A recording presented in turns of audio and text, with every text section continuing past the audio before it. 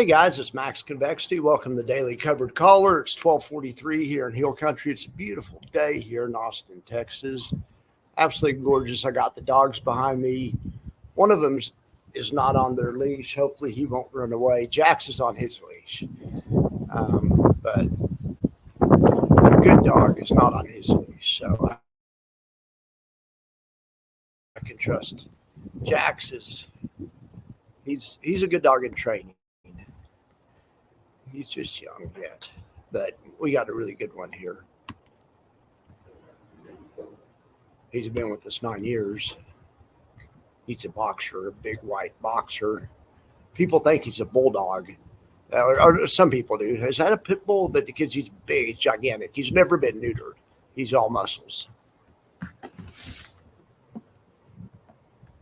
Aspen. Hey, buddy. Anyway, but he just couldn't be sweeter. But he's big as a house. All right. These guys wrote the 57.29. We're talking JEPY. They wrote the 57.29. They got around $15. Right now, the market's trading at 57.35, which is awesome because it's over. It's out of the money anyway, which is great. So this means this is zero. They're making $236. Look how much money this fund's been making this month. I mean, it lost a lot of money the second day of the month and the fifth day of the month. And the fourth day of the month, it lost a small amount of money. Yesterday, it lost a small amount of money. Today, it's making $263,000, say 85 cents a share. Dividend estimates around $223. So that's JEPY. Here's Triple QY, does the same thing, but on the NASDAQ, they sell a daily put option. They sold the 19,980 strike. They received $79.89. Right now, the market's trading at 20,000. So it's out of the money. Great. That means this is zero. That's what we're rooting for when we sell the option. That's $862,000 profit. Look how much money these guys have been making outside of the second day of the month. Anyway, they're up $1.43. Dividend estimate is $2.48. Extrinsic is $2 right now at this point, but there's still a few more days. And so it's saying the 248's what they're thinking the estimate's going to be. Because we have today, tomorrow, Friday, and then Monday. I think that day's Monday. Okay, that's an 81% yield. IWMY sold the 2202 strike option. They received $9 for it. They're up more than $500,000 right now, which makes them positive 2 cents a share on the month. Dividend estimate $2.70, which is 87 cents a share. Single stock buffer report. Let's see who's outperforming. SPY-T's outperforming the indexes, as is JEPI. ZIVB is outperforming. FETB is outperforming, as is Triple QY, as is YieldMax, and ULTY.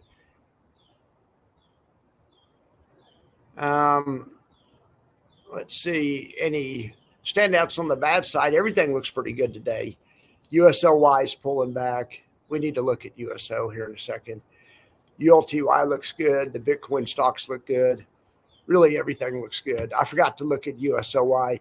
USOY yesterday,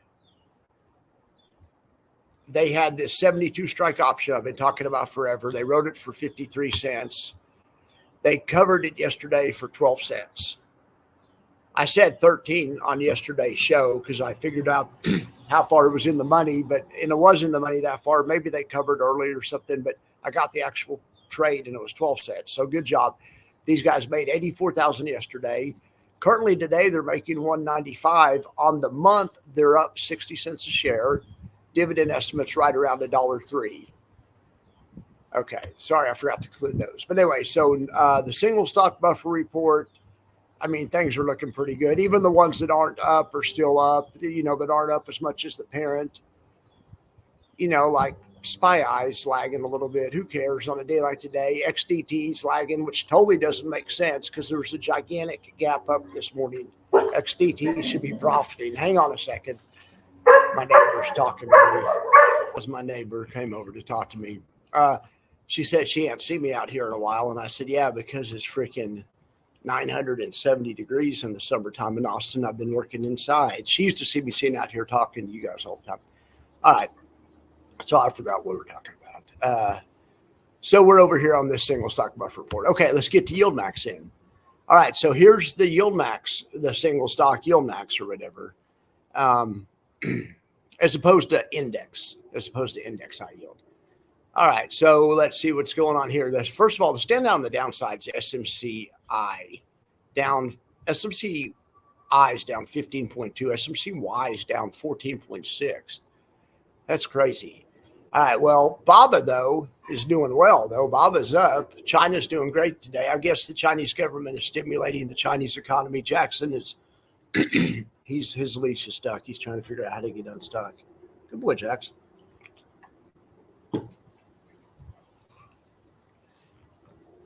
Airbnb is outperforming on the upside, which is good.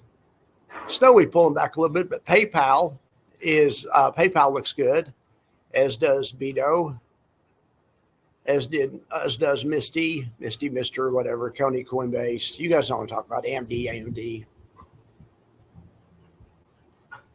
Not a lot going on today. Not a lot of outperformance. Not really a lot of underperformance. Everyone's doing about what it should. They're getting about, we just got new trades. But yeah, everyone's getting about what they should. The ones that are down, like Tesla, aren't down as much as the underlying. The ones that are up, unfortunately, like Coney, aren't up quite as much as the underlying, but everything's in line with what I would expect. So let's go see if we can find something more interesting to look at. Other than SMCI, SMCY, whatever the hell's going on there. So the call spreads, these were as of yesterday. These were as of the day before yesterday. I haven't done yesterday's trades yet, but these are the ones that are in the money.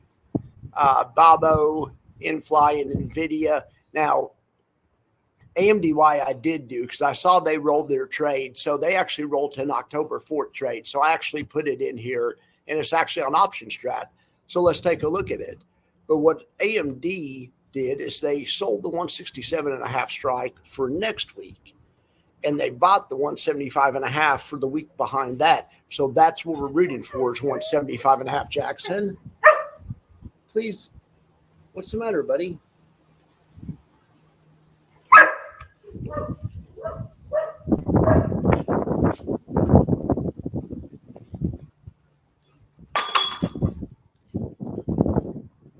Okay. So that's the number we're rooting for is 175.5. Let's see what that looks like graphically for those of you guys that are graphically inclined.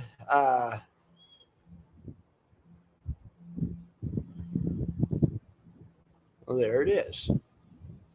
These call spreads make what I call a shelf in the payoff profile.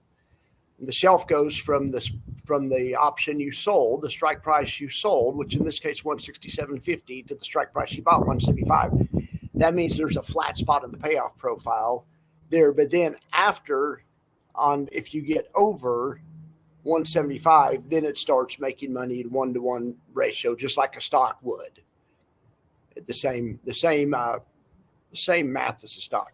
Anyway, so we want higher prices in this, but still you can see that you can make money in covered calls if the price goes nowhere. Also, look at the price goes nowhere in this trade right here. It's a $1 million winner. Obviously, we're hoping for price to go up like you are in any stock situation, but you can also make money in call spreads when the price goes nowhere. And that's something that I think a lot of people miss, or in covered calls for that matter too.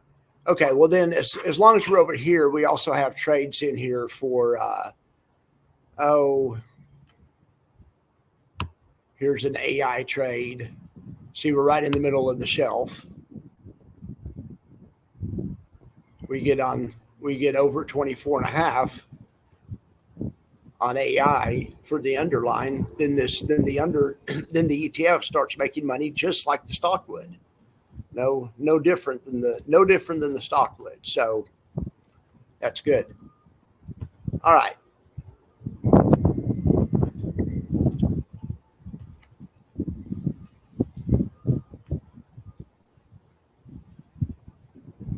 So let's see what else we have in the saved trades. Here's an Apple trade we've been monitoring. So in this case, it would be Apply, A-P-P-L-Y, or A-P-L-Y. We have a ways to go before we get to the shelf. We were over the shelf, and then we rolled our shelf out. But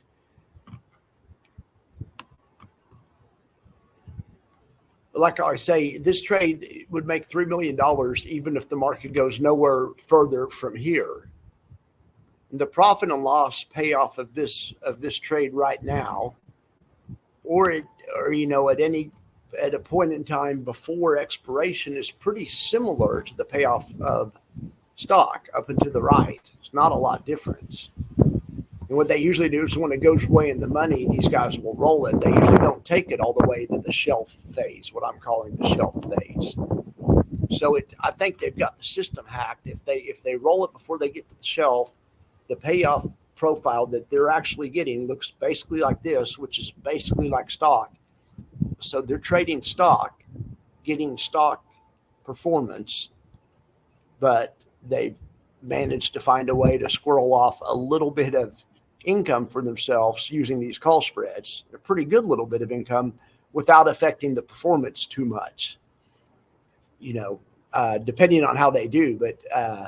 But I think I bet that's their goal, is to try to roll it when they get the chance, hopefully. So they never really get to the stage where they're capped out. They're always looking at pretty much like stock.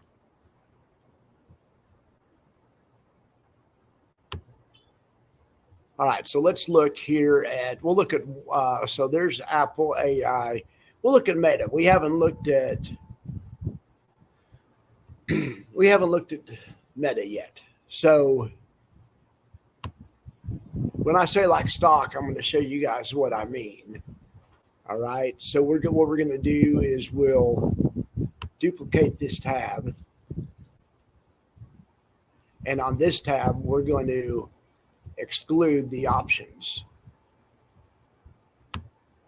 All right.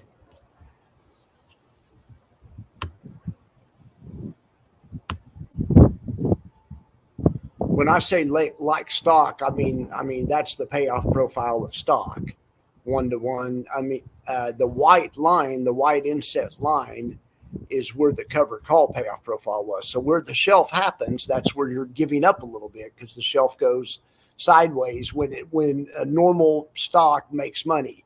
My point was, these guys, if they trade before, see, watch this. I look at the white line now. If they don't go all the way to expiration, if they go like halfway to expiration and then try to roll out, which is what they do lots of times, basically they have the same risk, very similar risk as stock. You can see there's a little difference. There's still a little kink in the line. But it's a really great compromise to be able to find a way to get income that's spendable income at the same time you can play the market without penalizing yourself too much from future upside. So that's what I have to say about that on call spreads today. But basically, we've looked at all those. I have a few meme call spreads in here that you guys might be interested in. I'll do a separate video about that. Here's a GME one just to get you. I made content yesterday, but here's one. Here's a YOLO on GME that cost about $78. It costs a $78 debit. It's just a little 4x3 call spread. It's totally nothing to it. But if GME gets going and hits 100, and I'm not saying it will, but anytime between now and next October, this trade would be worth $5,800. This trade's really aiming for, GE to pop up 50, 60%. But even at 50 or 60%, this $70 trade is worth a couple $300. At 50%, it's worth $400. So, I'm not calling for that, but it's whatever. All right. These are just a decent way, in my opinion, to play a YOLO opportunity. I'll make separate content about that. Anyway, be watching for that. I appreciate you guys for being here. You have a great day.